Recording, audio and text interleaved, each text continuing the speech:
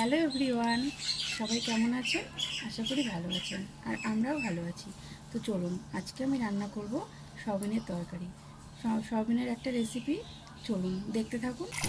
প্রথমে আমি একটু কড়াইতে জল দিয়ে সয়াবিনটা সিদ্ধ করে নেব।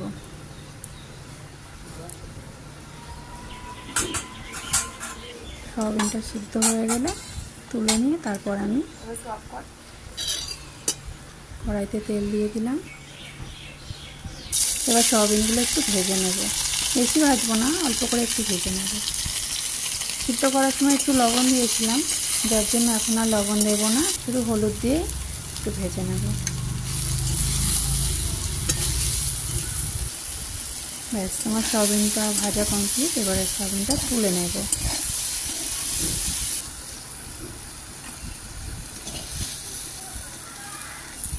হঠাৎ ছেলের বায়না যে মাছ খাবে না, কোনো মাছই খেতে চায় না, তো ওর জন্য বলে মা সয়াবিন খাবো, সয়াবিন রান্না করে দাও। তো কী করবো, তাই চটপট কোনো রকম একটু সয়াবিনটা বানিয়ে ফেললাম।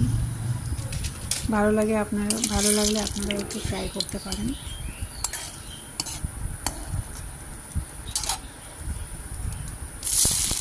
জানেন তো, তাড়াতাড়ি রান্নাটা করেছি, কিন্তু খেতে কিন্তু খারাপ হয়নি, ভালোই হয়েছে। তো চলুন, আমি তেলটা গরম করে ওর মধ্যে একটু শুকনো লঙ্কা, জিরে, তেজপাতা ফোড়ন দিয়ে, একটু পেঁয়াজ দিয়ে, টমেটো দিয়ে ভেজে নিলাম। মশলাটা কষানো হয়ে গেলে ওর মধ্যে কিছু লঙ্কা দিয়ে দিলাম। এবার এর মধ্যে আমি একটু দেব আদা রসুন বাটা।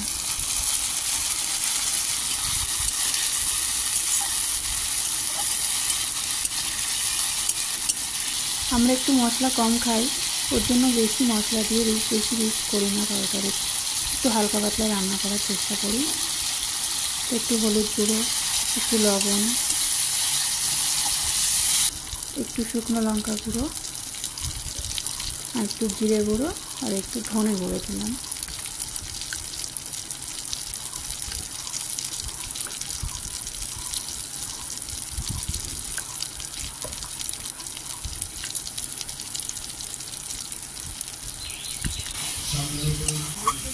মাঝে মাঝে বাচ্চাদের একটু বায়না রাখতে হয়, নাহলে ওদের মন খারাপ হয়ে যায়। ওরা তো বাচ্চা ছোট, ওদের বায়না। আর ওদের একটু আমি চেষ্টা করি যে একটু মাঝে মাঝে নতুন নতুন একটু খাবার বানিয়ে খাওয়াতে। সব কিছু তো খেতে পারে না, বেশি ঝাল দিলেও খেতে পারে না, একটু কম কম দিয়ে ঝাল দিয়ে রান্না করার চেষ্টা করি।